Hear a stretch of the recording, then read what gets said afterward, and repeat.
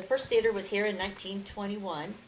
It was called the Cozy Theater, and then the business club took it over and started managing it in 1955. We just have lots of full houses every Friday, Saturday, and Sunday, and lots of volunteers to help us, and it's just kind of a fun thing to keep managing. And we did it for the kids. We want the kids to be able to have some place to go. I guess grandpas and grandmas and moms and dads come too. And they can afford it. I think that's our main goal, is to Yes. be able, for the families to be able to afford to do something. Yeah. We've had several people say, why don't you raise your prices? And I say, we don't want to, because we want them to be able to afford it. Even the little kids, you know, that don't have a lot of money, they can still afford to come to the movie. And we're not in it to make it rich. We're in it to have entertainment for Carson and the surrounding towns.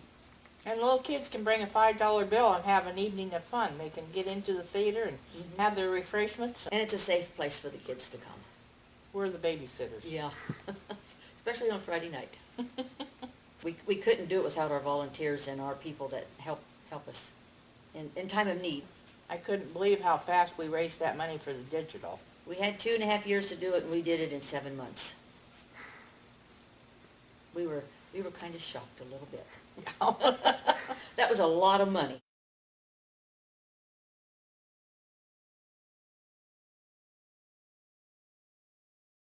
The first appearance of a movie theater at this site was in 1908. Prior to that, it was a clothing store. And in the 80s, the movie theater was closed due to owner neglect, I guess you would say. The roof was bad, it was leaking really bad. City Council was talking about actually tearing the building down, and there's some group of individuals in town that didn't want to see that happen.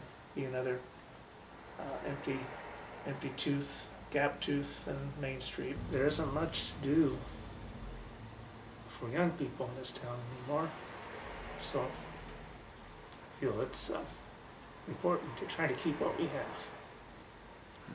And we did the renovation, had a budget of like $30,000, raised all the money locally. Did the renovation. It took a year of Saturdays from March 1989. We opened on March 15th, 1990 with the movie Always. Ever since, we've had it open. It's been well received. We have some challenges in the future, like everybody, and nothing stays the same. But it's been good.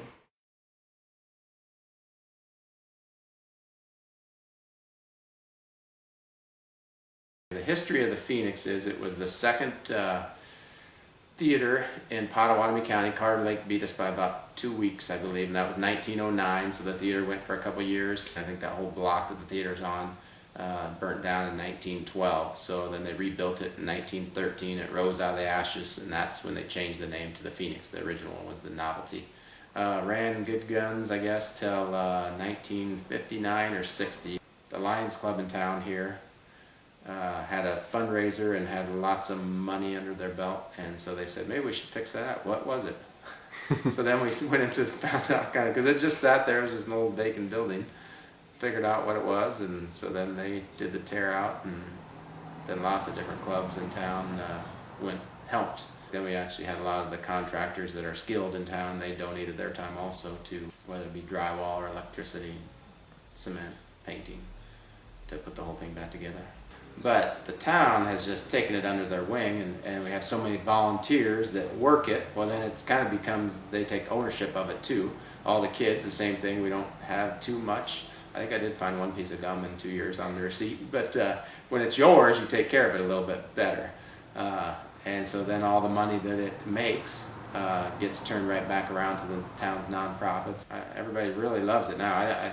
Now it's one of those deals you never knew what you were missing until you had it, because I think nobody ever thought, well, we don't really need a theater. Now that we have it, boy, I think it'd be a fight if you tried to say we're going to shut it down or something, you know. I don't think they'll let it shut down again.